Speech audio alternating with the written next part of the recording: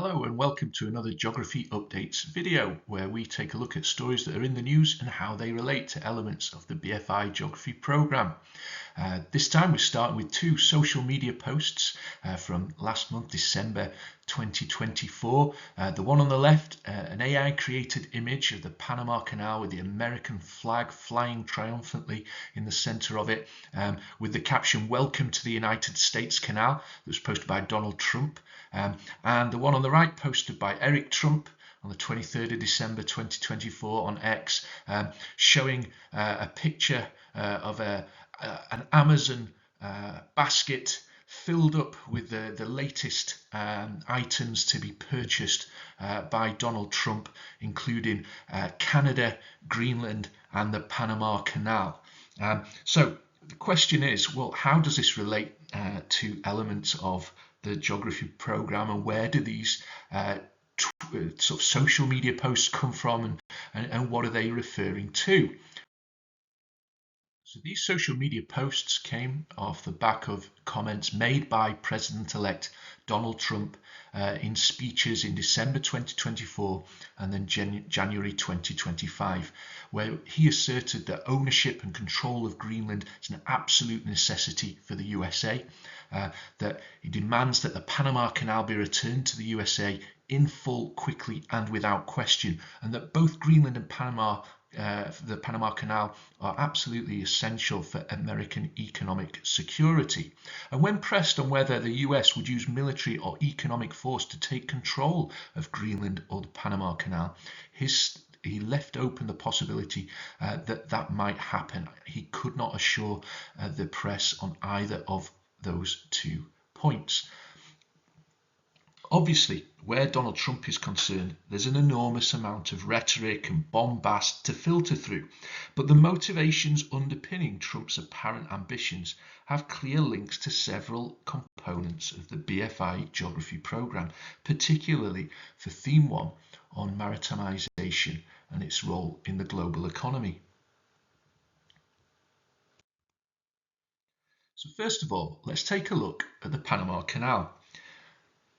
Ever since the 16th century European involvement in the Americas, there had been proposals about the possibility of building a canal across the Panamanian Isthmus to link the Atlantic and Pacific Oceans.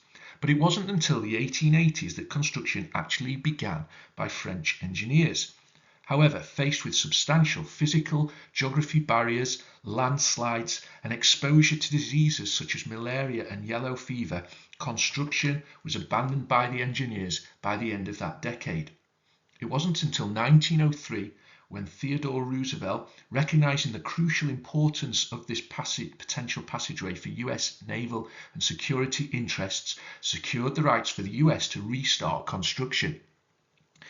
The Panama Canal was eventually opened in 1914, with America enjoying exclusive possession of the canal until 1977, where the signing of the Torrijos-Carter treaties handed control of the canal over to Panama, whilst ensuring that the waterway remained neutral and open to ships of all nations, with the USA retaining responsibility to protect the canal's neutrality with military force if necessary.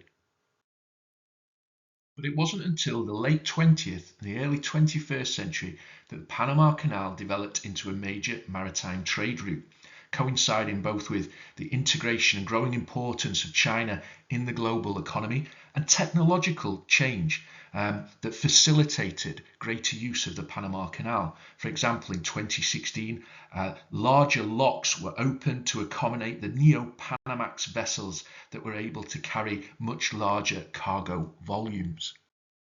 The Panama Canal is now a crucial maritime choke point in the global economy. It raises $2.5 billion in annual revenue for the Panamanian economy. Up to 14,000 ships travel through it each year, including container ships carrying cars, natural gas and other goods, as well as military vessels.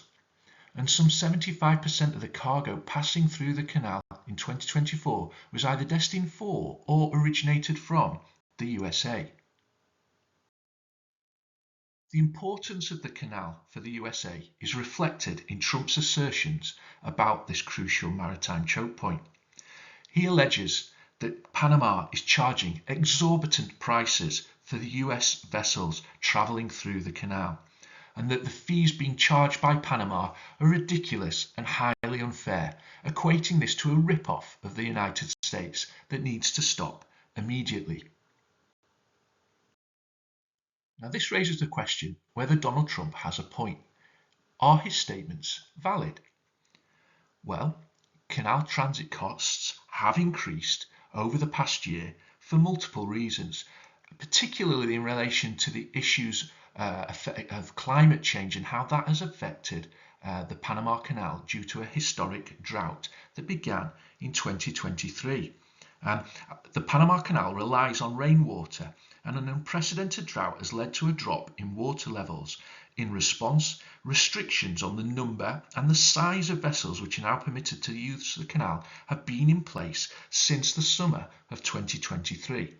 If for further information on this particular issue, I refer you back to a previous Geo Updates video that was posted in August 2023. Fees are set according to demand. A typical journey cost for a vessel transiting through the Panama Canal would be around $400,000, and in fact transit through passageways like the Panama Canal usually account for approximately 5% of a journey's cost. But ships can bid for limited slots. One LNG ship, a liquefied natural gas ship, paid a record $4 million to transit through the Panama Canal in November 2023. However, on the other hand, the US already enjoys cheap and preferential access to the canal, with American military vessels permitted to jump the queue ahead of any other waiting vessels. Between 2015 and 2024, the US paid $17 million in transit fees, a relatively modest sum over such a long period of time. Different shipping companies do pay different amounts for passing through the canal, but this depends on the size of the ship and the load on board, not the country of origin. And that the users of the canal are the ship operators and owners themselves, not individual countries. In addition to complaints about the economic implications for the US, Trump also asserted claims about the geostrategic concerns he has regarding this crucial maritime choke point.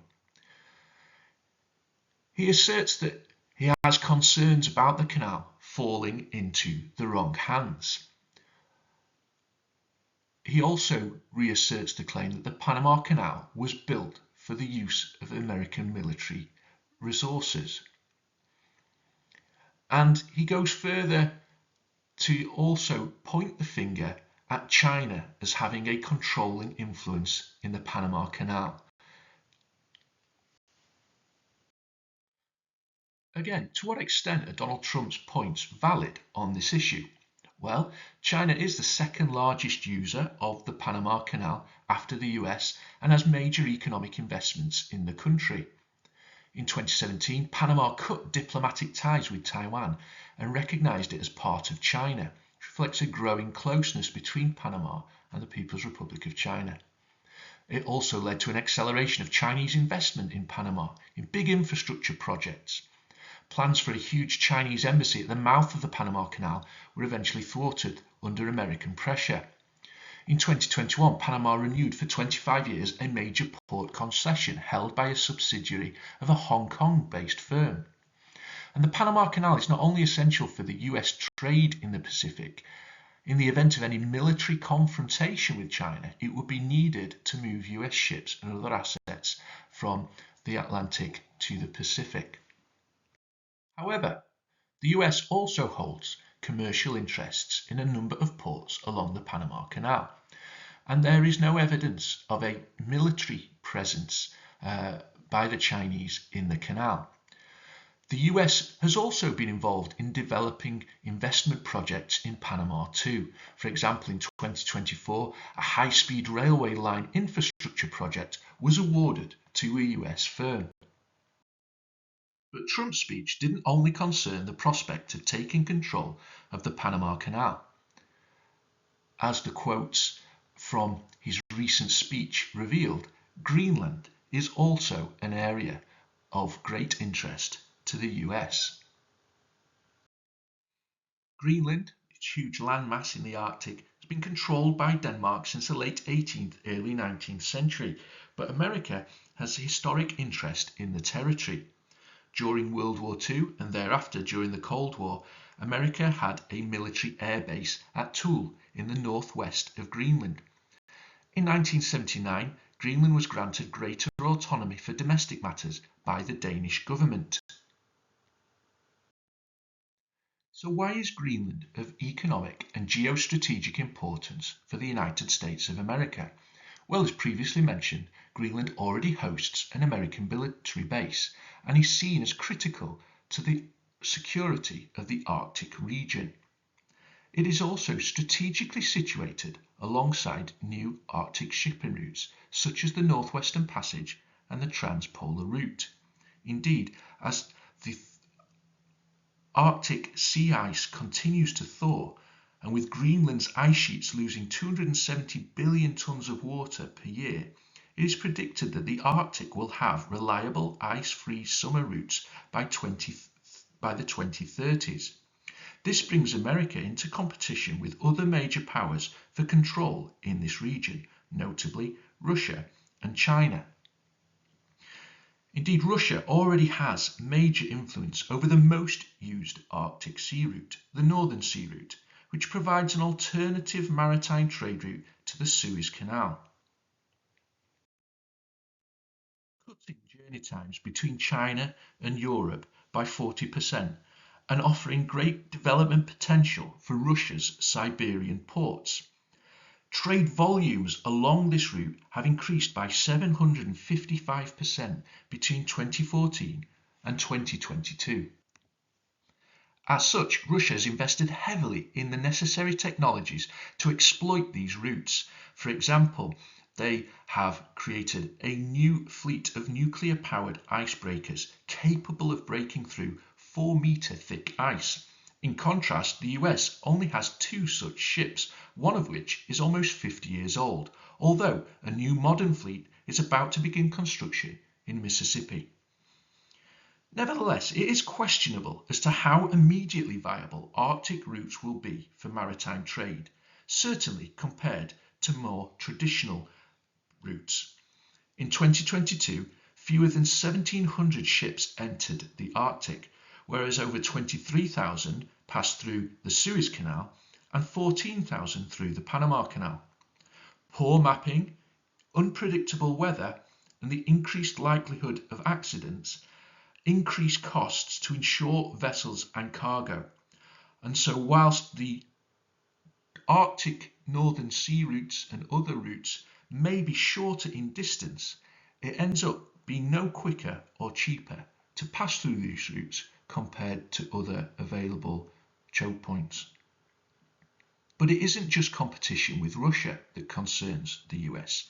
China is pursuing plans for a polar Silk Road connecting Chinese ports to Europe via Arctic routes, particularly the Northern Sea Route in Russia's far north.